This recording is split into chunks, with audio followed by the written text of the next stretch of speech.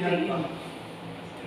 Teman-temannya bisa WA, bisa nonton FB, bisa ini itu macam-macam itu kan dia merasa kasihan. Nah, akhirnya kan si istri diberikan Android, HP yang Android. Apa yang terjadi? Ketika ganti HP, hatinya berubah. Dan itu mulai mengalami perubahan dan akhirnya suami istri itu pisah. Jadi awalnya ya HP itu kan tidak media sosial. di situ ya. Sosial. Oke. Tidak hidup di sosial. Sampai langsung. Jadi itu berkaitan dengan pencurian orang. Nah, sekarang mungkin kita lihat pencurian harta. Ya. Makin lama makin jauh. Kenapa tidak tahan? Tidak tepat. Atau yang lagi tegang nih? Kok agak panas gitu.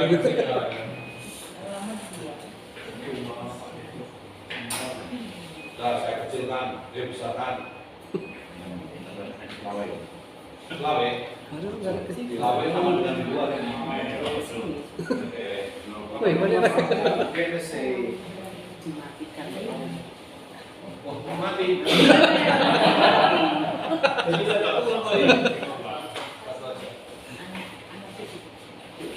Jadi perjanjian lama menilai tidak pernah ada harta benda yang mutlak. Ya. Harta benda dinilai sebagai pinjaman yang dipercayakan Yahweh kepada umatnya. Allah lah pemberi tanah terjanji. Maka semua itu sebenarnya adalah Pinjaman. Titipan. Kalau orang terpaksa kehilangan tanah, harta miliknya akan kembali pada tahun Yobel 50 tahun. Sehingga kalau dilihat dari situ, saudara-saudari, orang Israel itu tidak pernah kehilangan tanah. Karena apa yang dipinjamkan atau sebagai borek, ya pinjaman itu akan kembali pada tahun ke 50. pada tahun itu. Para nabi, nah itu ya. Jadi kembali kepada siapa ya? Pokoknya pemiliknya atau ahli warisnya. Para nabi mencela orang kaya yang meluaskan tanahnya dengan merugikan kaum miskin. Kalau yang kuasa menindas orang kecil yang menderita, terancamlah kebebasan yang dikaruniakan Allah kepada umatnya. Jadi kalau yang kuasa itu mengambil tanahnya orang kecil, maka terancamlah kebebasan yang dikaruniakan Allah kepada umatnya. Coba lihat Ulangan 24, 12 sampai 13. Ulangan 24, 12 sampai 13.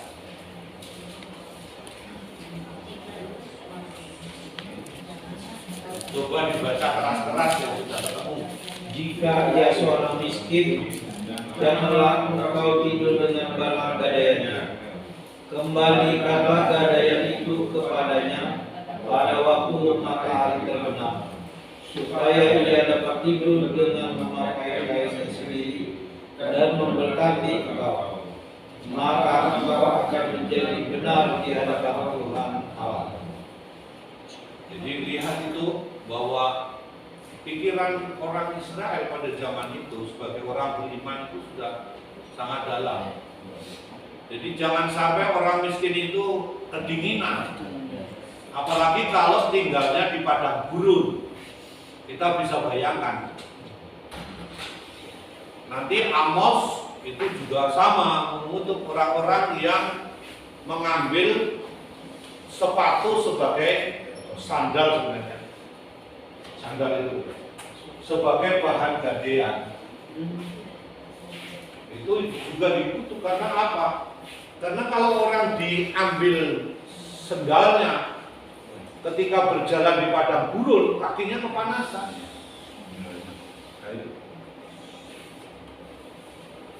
Nah, ada hal-hal yang macam itu. Coba yang lain. Imamat, nah ini kan jarang kita baca ini. Imamat 19 ayat 9 sampai 10. Imamat.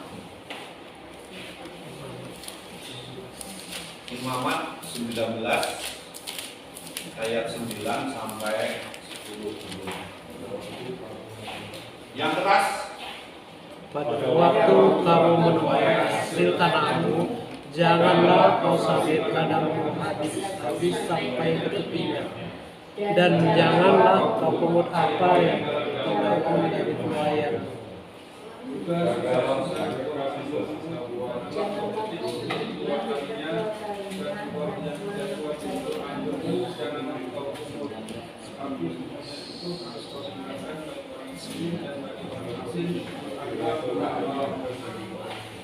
Oke.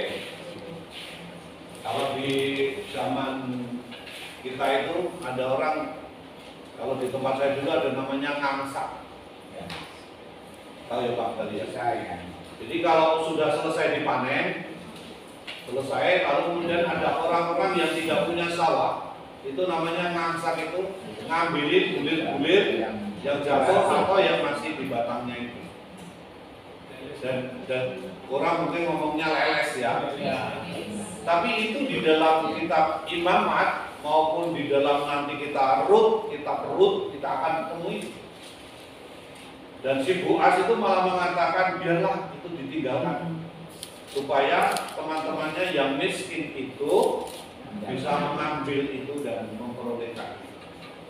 Jadi menurut saya itu sudah sangat luar biasa ya, bahwa ada paham yang semacam itu. Itu bukan meninggalkan ya, bukan mengambil, tetapi justru itu memberi. Terutama memang untuk orang-orang yang miskin dan tidak punya. Sangat luar biasa itu. Jadi ada budaya yang semacam itu. Kalau ketinggalan ya sudahlah, itu haknya orang miskin atau orang asing. Kalau di tempat saya dulu di sawah itu yang sering datang adalah sanak suku anak dalam, orang-orang kubu mungkin kita mengatakan. Jadi kadang-kadang orang kubu itu juga cari, dan ya sudah biasa. Sekarang sudah masih mau orang cari berodolan itu, Anak dalam itu. Ya ada di zaman modern ya. tapi terkadang main mata dengan pemanennya sehingga musibahnya. Curi, ya itu yang tidak benar, itu berarti sudah termasuk itu Curian. Sengaja membeli. Tapi ya sebenarnya hukumnya ya di situ juga, kalau di kalangan orang Israel berarti kan menaruh perhatian juga untuk mereka yang miskin, mereka yang tidak punya. Sebenarnya yang bagus yang dilakukan Kori Aquino dan keluarganya itu untuk orang Filipina pada waktu itu, ketika ada reformasi agraria di Filipina dan Kori Aquino pada waktu itu menjadi presiden, dia menghibahkan tanahnya 5.000 hektar. 5.000 hektar untuk rakyat yang memang nggak punya tanah di Filipina itu.